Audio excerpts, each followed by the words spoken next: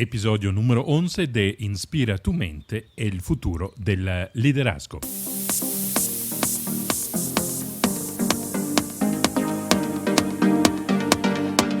Cada semana Inspira tu mente te trae ideas, inspiración, recursos y prácticas para despertar y manifestar el líder que está dentro de ti. Yo soy Aldo Cívico, autor y estratega de liderazgo, y el propósito de este podcast es de expandir tu inteligencia emocional y espiritual para que puedas prosperar en un mundo disruptivo y exponencial. Y hoy te quiero hablar del fracaso y de cómo el fracaso se puede convertir en una oportunidad para el éxito. Entonces te doy la bienvenida a este episodio de mi podcast. Te invito claramente al comienzo de este podcast también de suscribirte, así puedes quedarte al día con los varios episodios que salen cada viernes y claramente lo puedes compartir con tus amigos y escribir, sobre todo si escuchas iTunes, Apple, escribir una recensión, tus comentarios sobre este podcast. Bueno, hoy pienso que hablamos de un tema verdaderamente muy importante, que es el fracaso. El fracaso que es un resultado adverso, una expectativa que no se cumple. Y es la fuente de uno de los miedos más profundos que tenemos y que muchas veces nos acompaña a lo largo de muchos años, en algunos casos hasta a lo largo de toda una vida. Es un miedo que puede ser tirano, que nos paraliza, que nos condiciona los caminos que tomamos, las decisiones que tomamos y determina de verdad muchas veces el resultado, porque al fin y al cabo el miedo al fracaso nos hace más pequeños de lo que realmente somos. Podemos arriesgarnos a veces de no tener la vida que queremos tener, la calidad sobre todo de vida que queremos tener, porque estamos atrapados por el miedo al fracaso. Y entonces quiero hablar del fracaso hoy y de cómo transformarlo en una fuente, en una oportunidad de éxito. El escritor Elbert Hubbard dice que el mayor error que puedes cometer en la vida es tener continuamente miedo de que cometerías uno. De verdad, porque esto, como decía, nos puede frenar muchas veces. Y cuando tenemos miedo al fracaso, dedicamos mucha de nuestras energías, mucho de nuestro espacio mental, de nuestras actividades, de nuestras emociones para evitarlo. Y no es raro también que sea a la raíz de nuestro éxito, porque el fracaso, dado que lo queremos evitar a toda cuesta, nos pone a poner el doble del esfuerzo, hasta 10 veces el esfuerzo. Entonces nos hace los primeros de la clase, nos vuelve en gente que trabaja más de la cuenta y entonces logra muy buenos resultados. La pregunta es cuál es el costo que tenemos cuando es el miedo al fracaso, entonces el deseo de evitar el fracaso que guía nuestros pasos, que guía nuestras decisiones. Estamos enfocados en evitar el fracaso más que en la meta que queremos conseguir.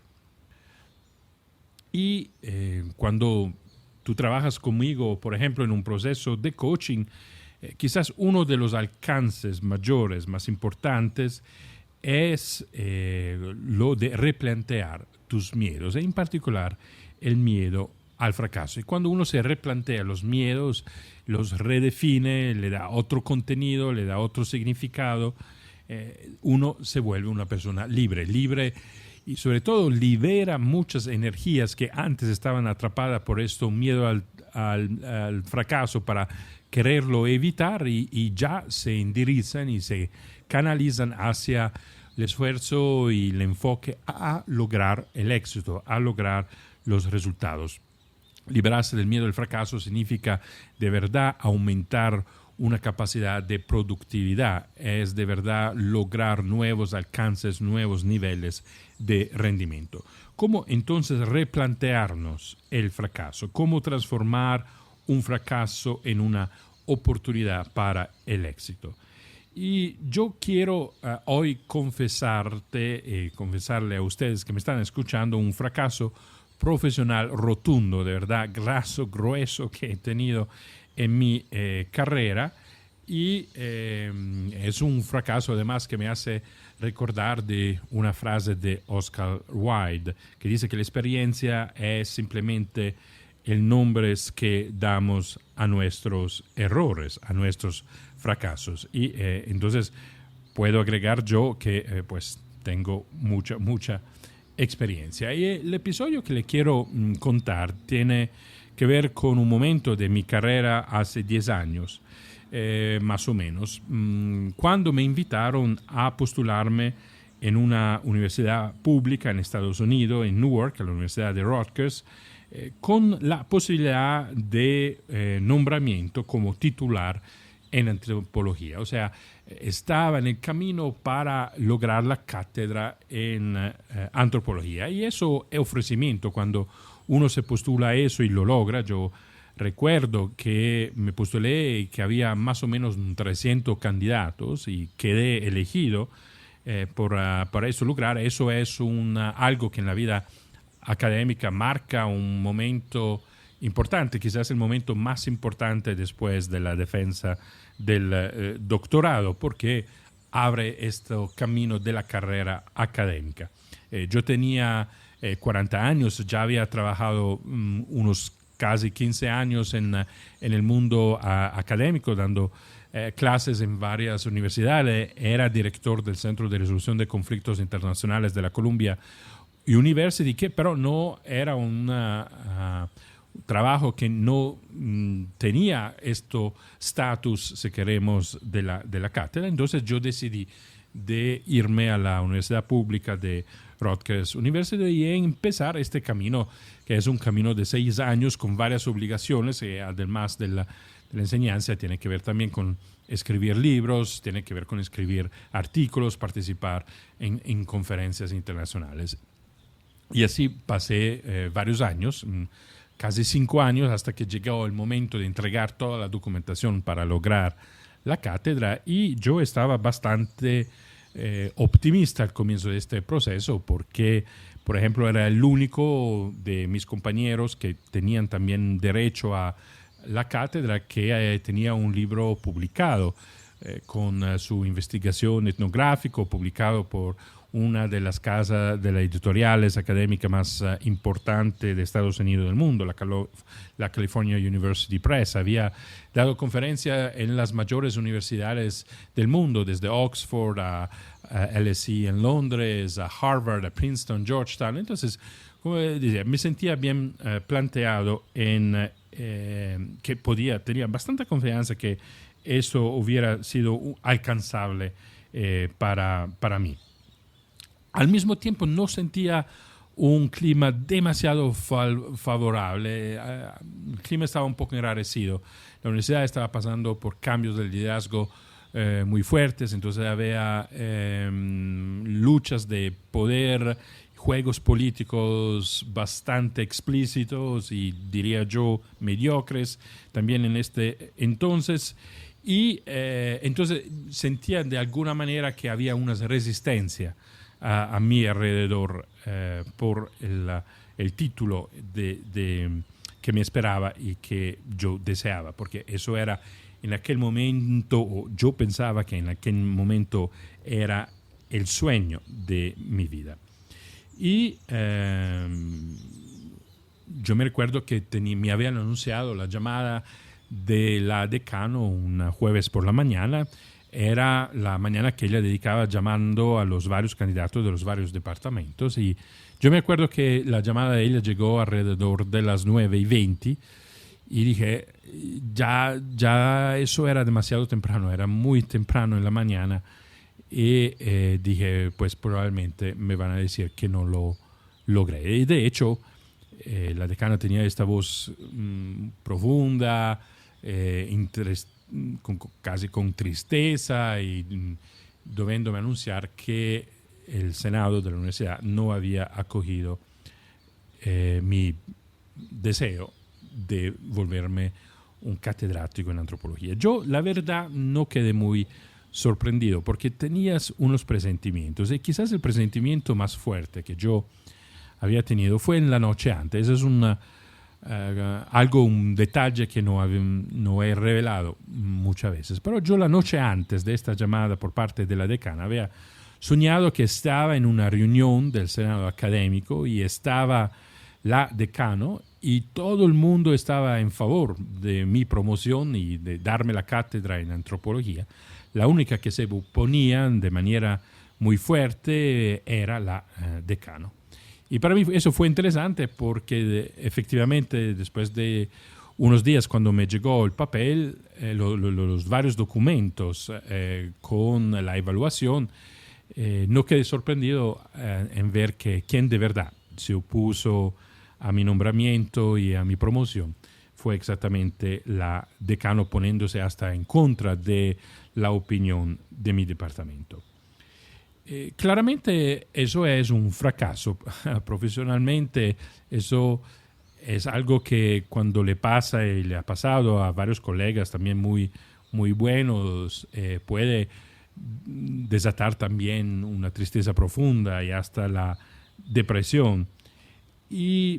Pero yo en alguna manera, si por un lado me quedé preocupado y claro, no es una buena noticia, no puedo decir que estaba feliz, pero por el otro lado mi reacción fue, ¿y ahora qué? ¿Qué vas a hacer? ¿Qué vas a construir? ¿Cuál va a ser tu próximo paso? Y analizando bien, yo tuve que ser también sincero que por cuanto me gustaba estar en una clase, sobre todo interactuar con los estudiantes, las cosas no fluían bien. Las iniciativas que tomaba tenían más resistencia de la cuenta de lo que hubieran tenido que tener. Sentía muchas veces que arrastrabas mis pies hacia la universidad. Y había también descubierto otra pasión, que es lo que hoy hago en la mayoría de mi tiempo, que es el coaching, que para mí era como una manera también de acompañar a las demás personas, de ayudarlas, de mentoría. Era una forma también de educación, solamente en otra forma, en otra manera de hacerlo.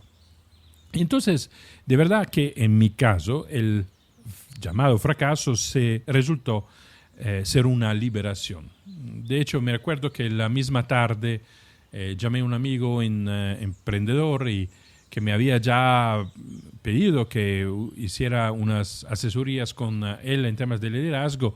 Le di la noticia y él dice, bueno, ahora finalmente puedes tener más tiempo para trabajar conmigo, para desarrollar los proyectos, realizar los sueños que teníamos juntos y así fue.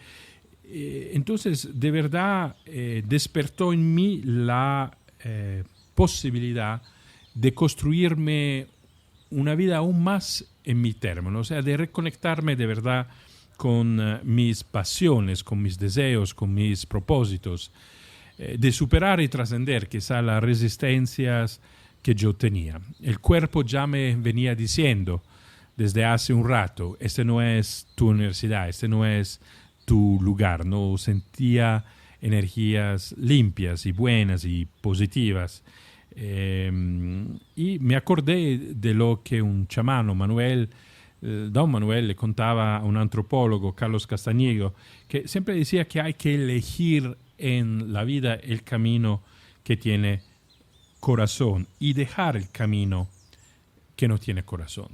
Y yo me di cuenta en aquel momento que realmente yo estaba en este camino que no tenía el corazón y que la llamada de la decano en este sentido era verdaderamente liberante. Me daba la libertad de ahora sí poder y hasta ser obligado a pensar cuál es el camino que en mi vida tiene corazón y caminar sobre este camino.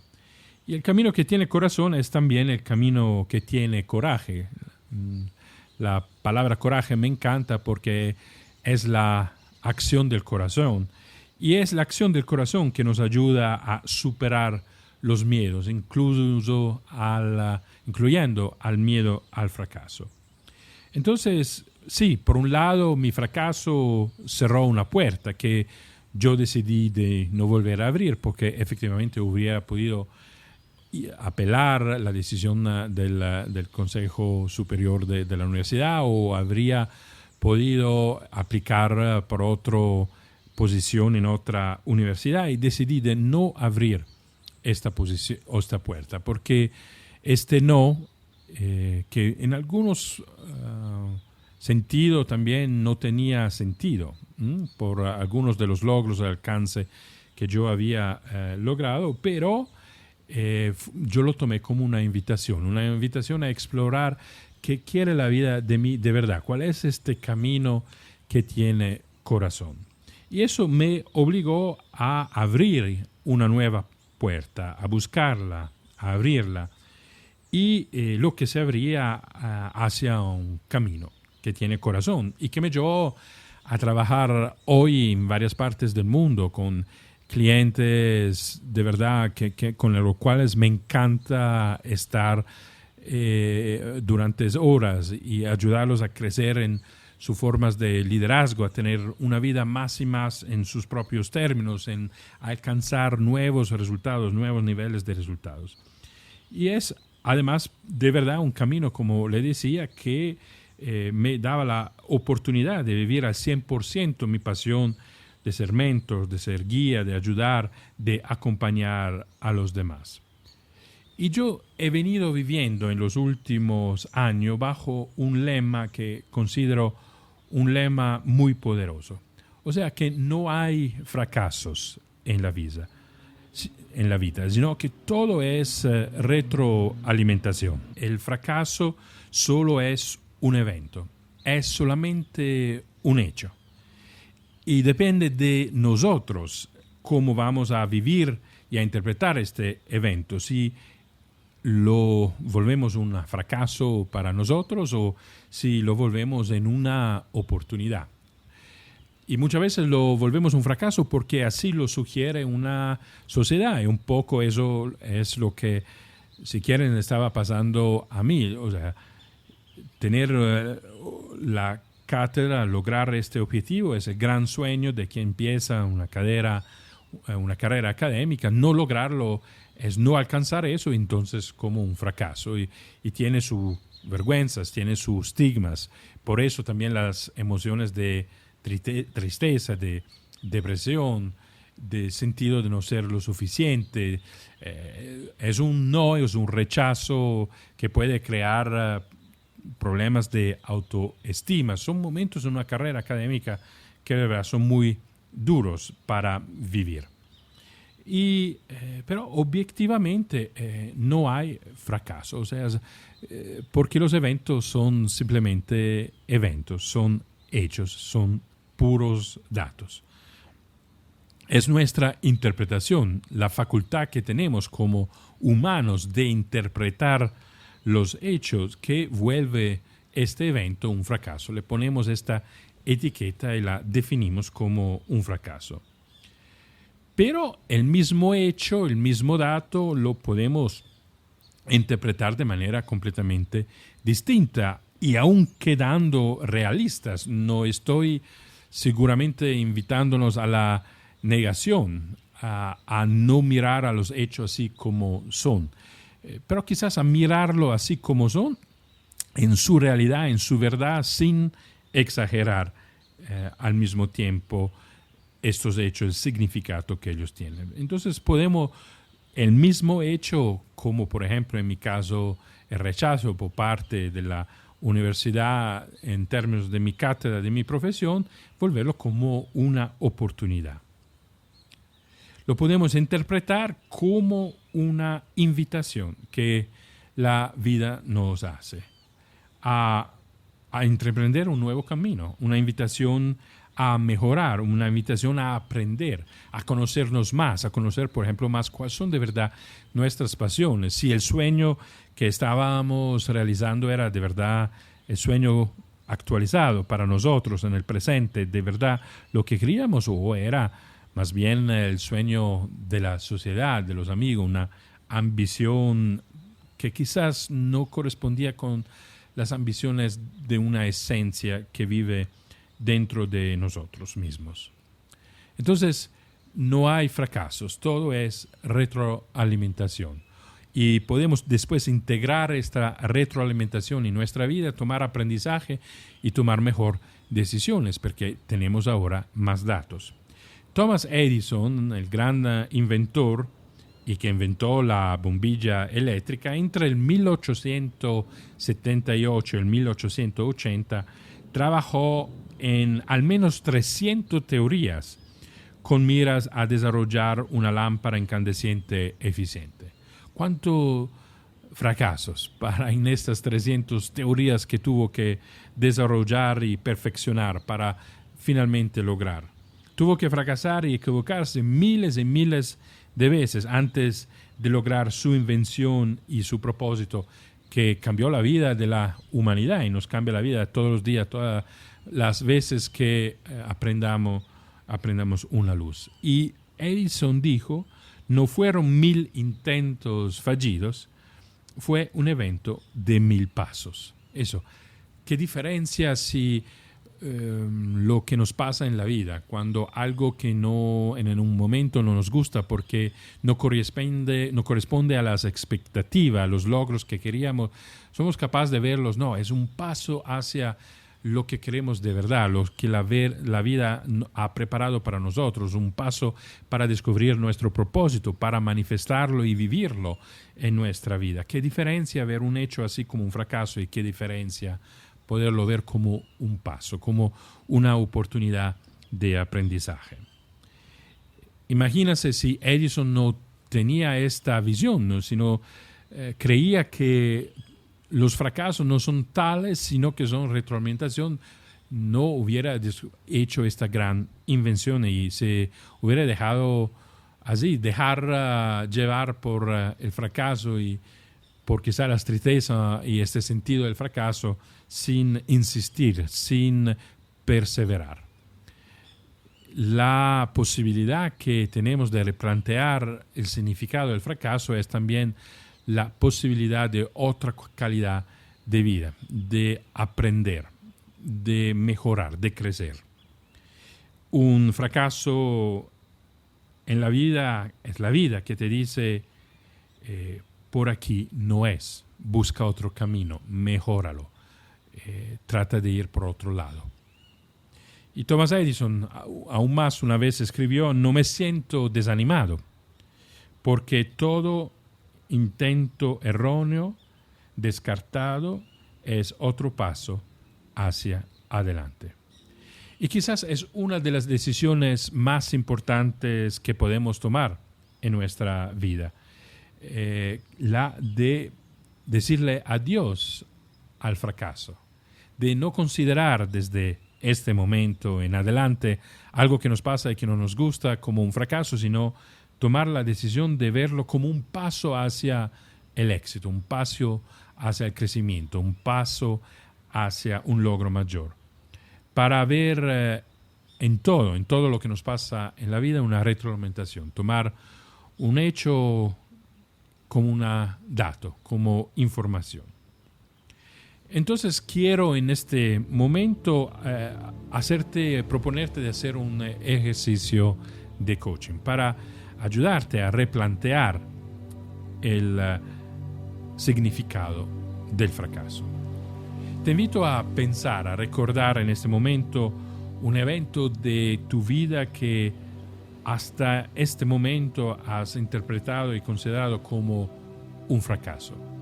Puede ser un fracaso profesional o un fracaso personal, una promoción que, como en mi caso, no te llegó, o una despedida, un resultado que no se logró, o en la vida personal una relación que se rompió, un logro que no se dio. Y pregúntate, frente a este recuerdo del fracaso, ¿qué hay de bueno con eso? ¿Qué puedo aprender de eso? ¿A qué me está invitando la vida? ¿Cómo este mismo evento puede ser una oportunidad para mí? ¿Cómo puedo actuar de manera distinta la próxima vez? Porque recuerda, el fracaso no existe. Todo es retroalimentación.